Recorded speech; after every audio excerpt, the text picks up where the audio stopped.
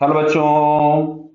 तो बेटा ये भी पिछले वाले क्वेश्चन का ही पार्ट है। इसमें भी यही लिखा हुआ है कि projectile motion is the combination of one dimensional motion, one along horizontal other along vertical. तो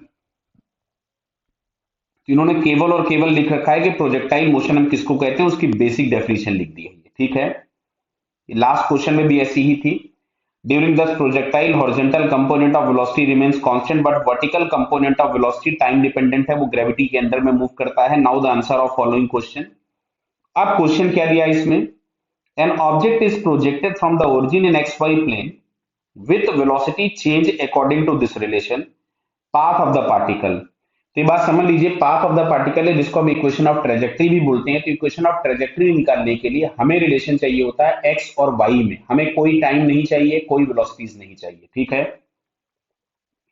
तो अगर मैं इसको यहां से लिखूं v, तो ये लिखा गया है A I cap plus B X J cap. मतलब यहां पे हम लोगों को दिया गया है V X is equals to A and V Y is equals to D X. तो मैं पहले इसको dx अपॉन dt लिख सकता था। तो dx अपॉन dt बराबर a मिल गया। सो यहां से हमारे पास dx इज इक्वल्स टू मिलता है a dt। इसको अगर हम इंटीग्रेट कर देंगे तो x बराबर हमारे पास मिलेगा at प्लस हम कांस्टेंट, अभी हम कांस्टेंट को इग्नोर करते हैं। ठीक है, लिखना चाहो तो लिख भी सकते हो। क्लियर। अब यहां से हम लोगों को चाहिए था वी वाई, तो v Y is equals to आ रहा था b इंटू एक्स, और x की जगह हमको मिल गया 80। तो ये हम लोगों के पास हो जाएगा ए बी इंटू टी, ये हमारे पास आ गया वी वाई। क्लियर है। मन कर रहा है कांस्टेंट लिखने का तो लिख लो, इसमें कोई फर्क नहीं पड़ता है। यहाँ पे आपके पास सम कांस्टेंट C1 हो गया। आप सुनिएगा, क्योंकि क्या रिप्लेसमेंट में थोड़ी सी दिक्कत आ जाएगी आखिरी में, इसलिए मैं कांस्टेंट नहीं ऐड कर रहा हूँ छोड़ी, क्योंकि मेरे को फिर सिंप्लीफाई करने में थोड़ा ज्यादा कॉम्प्लिकेशंस दिखने लग जाएंगे। अब सुनो इधर, मेरे को ये मिल गया x। अब यहां से इसको मैं इंटीग्रेट करूंगा, तो इसको मैं अगर इंटीग्रेट करता हूं तो D Y upon D T बराबर आपको मिल रहा था ए बी इंटू टी।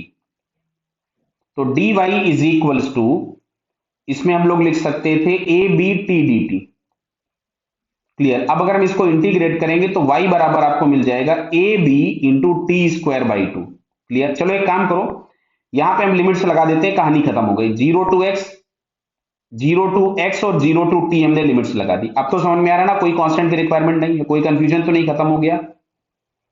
यहां पे भी हम लिमिट्स लगाते हैं zero to T and zero to Y. Clear है। तो अब देखो यहां से हम लोगों को x बराबर मिला था 80 और y बराबर हमको मिल रहा है A B by two times T square. तो मैं t बराबर यहां से x अपॉन ए लिख सकता था। मैंने पहले ही बोला था इक्वेशन ऑफ ट्रेजेक्टरी के लिए हमको y और x में रिलेशन चाहिए होता है, हमें t नहीं चाहिए।